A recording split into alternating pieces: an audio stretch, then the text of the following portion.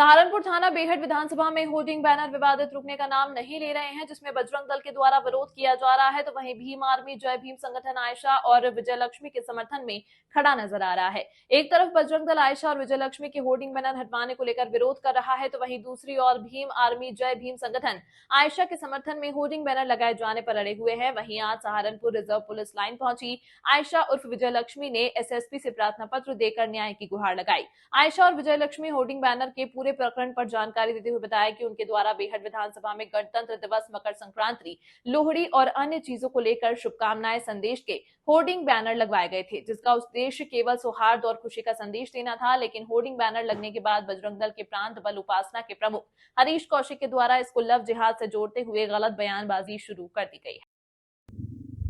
आपका नाम? आयशा और विजय लक्ष्मी। क्या मामला है जिसके साथ से आप मिलने आए? देखिए, मामला वही पुराना है।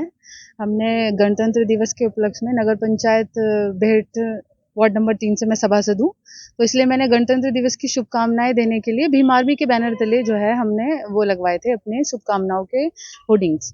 तो कुछ ये हरीश कौशिक हैं, इनके सब कुछ बजरंग दल के लोगों ने हमारे खिलाफ वहाँ लव जिहाद फैलाने और हमारे लिए अपमानजनक शब्दों का इस्तेमाल करके हमारे खिलाफ एसडीएम से लोग मिले हैं और प्रशासनिक हमसे दबाव बनवा रहे हैं कि आप अपने होर्डिंग हटाइए या अपने नाम हटाइए। तो सर, मेरी तो अपनी खुद की भी एक पर्सनल लाइफ भी है, तो वो डिस्टर्ब हो रही है इससे और मेरे मान सम्मान को ठेस पहुंच रहा है। तो इसी वजह से भाई मैं एसएसपी साहब से मिली हूँ और मैं चाहती हूँ कि उसके खिलाफ सख्त कार्रवाई हो। उन्होंने तो बोला है कि हम आपके ना तो होर्डिंग हटेंगे और ना ही आपको कोई परेशान अगर करता है तो अब हम देख लेंगे उसको, उन्होंने ऐसे बोला है। शादी कितने समय पहले आपने की थी? किन पर शुरू की थी? क्या प्यार था या कुछ दबाव था? देखिए, मैंने बताया भी था एक इंटरव्यू में कि मैं पहले ही मुसलमान हो चुकी थी और पब्लिक पैलेस में मैंने इस्लाम धर्म को जो कबूल किया है वो शादी के बाद ही किया है।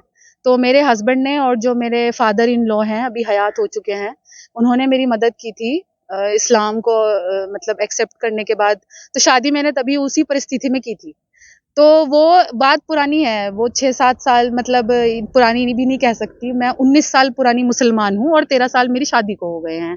तब तो कोई प्रॉब्लम नहीं हुई, ना तो भाई मेरी फैमिली में किसी को प्रॉब्लम है अब, ना मेरे ससुराल में प्रॉब्लम है, ना मैं कस्बा बेहट में जहाँ हूँ वहाँ किसी को प्रॉब्लम है। इनको पता नहीं क्या प्रॉब्लम है।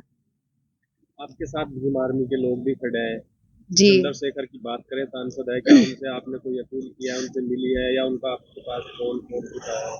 नहीं, जय भीम भीम आर्मी तो देखिए मेरे साथ खड़ी है, लेकिन चंद्रशेखर भाई का अब तक कोई रिस्पॉन्स नहीं आया है। पता नहीं वो शायद किस चीज़ का इंतज़ार कर रहे हैं, या हमें यहाँ जिला छोड़ने का इंतज़ार कर रहे हैं मेरा, या फिर मेरे ऊपर जब बहुत ही ज़्यादा ही मेरा उत्पीड़न हो जाएगा तब। जब वो दलितों के नेता हैं, असल तो आप दलितों के नेता हैं ना, पिछड़ों के, अल्पसंख्यकों के नेता हैं, इसे ही तो कहते हैं उत्पीड़न होना। मतलब जब हमें वो लोग हमारे मतलब बिल्कुल जीना हराम कर देंगे तब आएंगे क्या वो? मैं तो उनसे बोला है, भाई आ जाइए, आके बात करिए, ये मैं भी तो दलित ही हूँ, मैं कौन सा कोई उनसे अलग हूँ।